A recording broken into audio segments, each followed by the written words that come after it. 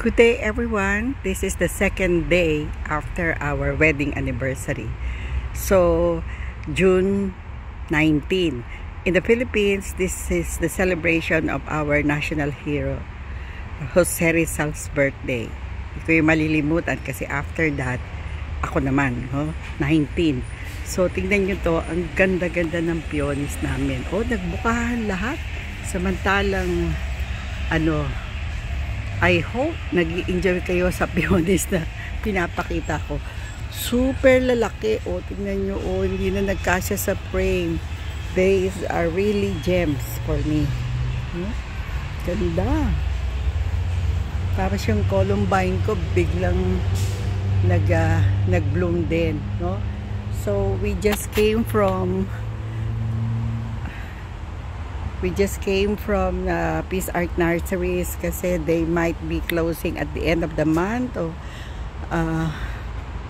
Kaya we make it a point na to visit the place. They might have something on sale. So tignan nyo naman yung ang succulent ng husband ko. Bought also from Peace Art Nursery in Langley. All of them starting to bloom. Yan. We bought 3 more kasi meron pa kaming pots na din. Look at this. Oh, wow. Very nice. Soon the flower will bloom. Ang gagawin ko, ikakat ko agad. And then replant it. So look at that. Talagang napakaganda. Right? And this one, this is the first time I planted this under the sun. This is another kind of sedum. And maybe the soils contributed to its beautiful growth. And then this is the creeping Jenny. Mga 3 pieces o 3 stems lang ang nilagay ko sa pot na to. After a month, ito na ang nangyari. And then coral bells under my hydrangeas. And look at the leaves, really big. Also from Peace Art Nursery. Ito soon, I don't know what color I will have this year for my hydrangeas kasi it depends on the soil, when it's alkaline or acidic, then it has to do with the color of the flowers. And then the Coreopsis, thickened Coreopsis, so this is also perennial. So this is the first time I will have this. This is similar to black-eyed Susan, but the middle part is more yellow than brown. And then we bought this one today. This is Veronica spicata. I have to keep the name kasi it's hard to remember after transferring it to directly to the soil. And this one is salvia. I thought they're the same, but this one is salvia.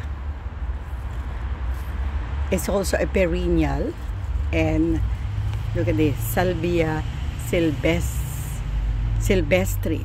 So the flower is purple and the other one is pink. So this is the same. Veronica is, this is the one, Veronica spicata. The good thing about buying plants in the nursery is that they some of them are on sale. This size, if you buy in Walmart, it would cost you about $12.99, but because we bought it directly to the nursery, $4 lang ang isa. Yung the first few pots we have, $5.99 each. Pero ito, $4 lang. And look at this. So, yan. Sabi ko nga, ito yung gift ko. Instead of eating outside during the celebration of our wedding anniversary, we opted to stay home. Nag-order lang kami and really enjoy. Lesser cost, but we have a more meaningful time with the family. This one, this is a very nice one. This is the first time I had this kind of succulent. I don't know the name, i-research ko pa. Sabi ko nga, This year, sa celebration namin ng husband ko ng aming wedding anniversary, mas marami kaming nabiling succulent. Hinayaan ko na kasi yun lang naman yung kaligayahan ni husband. Yan, this one. I don't know the name, but i-research ko and then lalagyan ko sila ng name tag para every time somebody comes around and asks what's the name of this, may ready-handed na ako na name ng bawat plants ko. So I have here the statue of Buddha, and then yung kanyang necklace coming from a friend who went to Hawaii. She gave this to me before I retire, but I don't usually wear big bangles, but I really appreciate the necklace and the kind because basta't native in nature, gusto ko yan. So yan, nilagyan ko siya ng special place. Tapos yung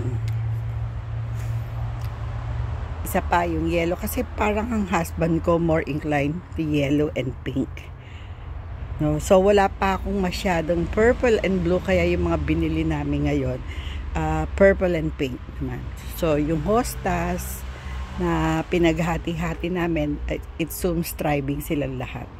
So these are the collection of my husband, no? Yan. And then the Mayana we have, some of them have names, others na wala na yung name. Sabi ko sa husband ko, when he repot it, don't remove the name kasi ito we call it Volcanica. So yan, it's a yellow one. So Mayana, sa atin ginagamit to when we had some cats, di ba? So ito tinanggal ng husband ko, this one, dito pa rin.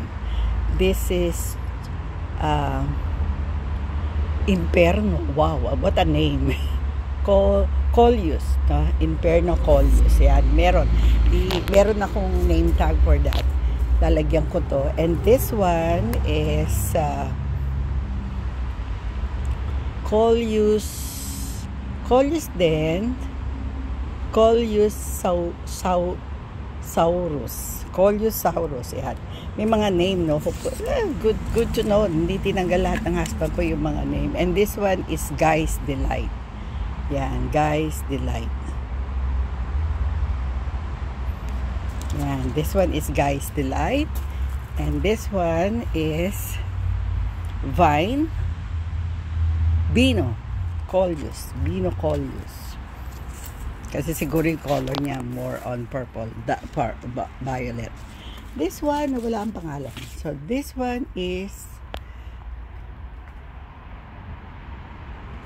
what's the name of this one? I'll put this one.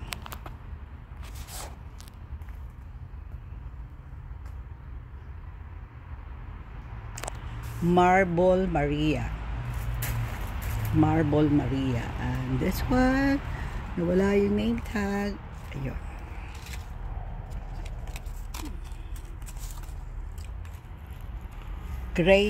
Great Fall. Masyadong malabo. Great Falls Inguasa. And the last one, wala yung name. Oh, no, there's no name itong last one. No, and above are the usual carnation. Yeah. So, this is the project of my husband on our 43rd wedding anniversary. So, pinabiyaan ko na siya kahit mag-spend siya a lot. Kasi, yun lang naman yung kaligayahan niya. No? Wala yung buys, kundi mamili lang ng halaman. He spend whatever. So, ito, Japonica. So, marami itong variety. I have around, siguro, one, the green one and the yellow one. Ito, ibang klase. And these are carnation. And this is another kind of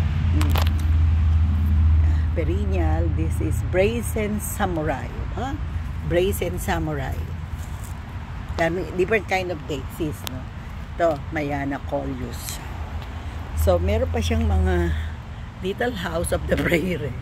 And then the turtle. Turtle is about 8 years old. And this is another kind of japonica.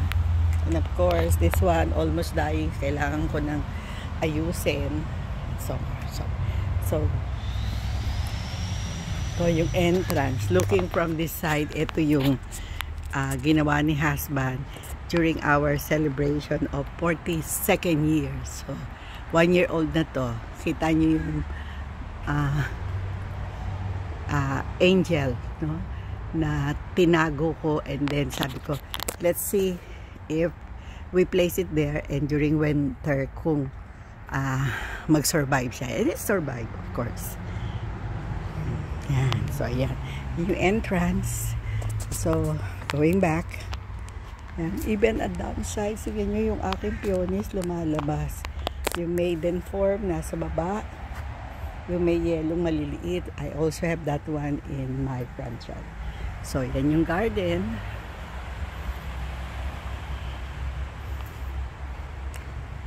So, I place here yung mga hanging plants ko. Kasi nga, super init the other day at mukhang natuyo. Ito yata, ito palang ganitong klase, dapat shaded area. Na-miss ko yan. Yan. So, ititrim ko yan, tatanggalin ko. Tatanggalin ko yung mga brown na flower buds para yan. Now we go to ito yung swing. Then I also put there I have some succulent here. Ganda. Ito yung Japanese japonica. And then there's the other one. Makita nyo kasi masyadong maliwanag. And then of course Mama Mary. And some of the super heat kasi super heated yung area na to, kaya medyo blurred na. Ito na yung roses. Then portion there. Ang daming rose. So, ito yung mga recent plantation ko. Yan. Yan. Kita nyo, ang gaganda. So, creeping Jenny. Samsidum, nag-start na mag-bloom ng yellow. Tapos yung pisco. Ito. Ang daming sedum, ang daming siyang variety. So, this is the climbing hydrangea. Yan, ako.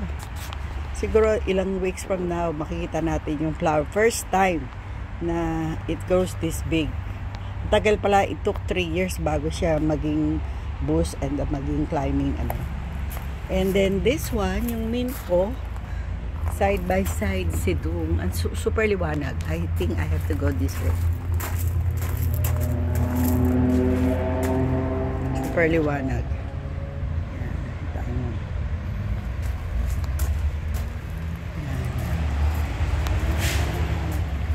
Mas maganda siya paggabi. Rose, of course, and then super liwanag ngayon hanggang mamaya. Yan, yan yung mga pinipintahan ng husband ko. Yan.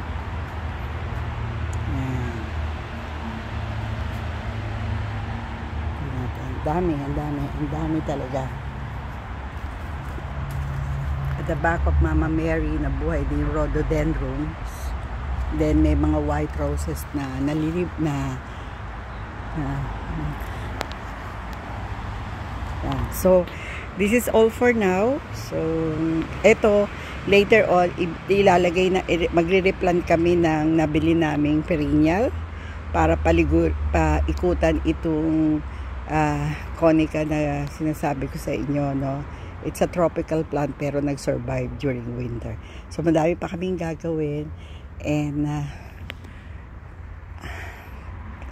hopefully magawa namin lahat yan para when before we go to Alberta, maayos na bago namin iwanan. Di ko alam sino yung a-assign kong magdilig, but hopefully somebody else will take over kasi ayaw naming mamatay yung mga pinaghirapan namin.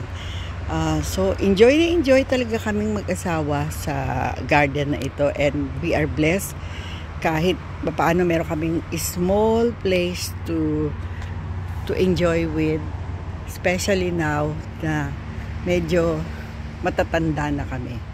So wala yung apo ko because super init, nasa taas sila, nakakulong muna. Siguro later part of the day lalabas na yung mga bata niya. Ito makikita nyo. So yung aking neighbor, they have more fruit trees. Kaya ako, all my fruit trees are placed in the pot. So I hope lahat ng nireplant namin this year ay magbunga, so we could share to some friends who are dropping by. So, try ko by next year siguro I have more plans to share. Thank you so much for viewing. Enjoy the rest of the day. And this is our Lucas saying we can do something based on our capacity to enjoy life. Marami pong salamat. Thank you for viewing. I'll Lucas again from Langley, BC. Bye for now.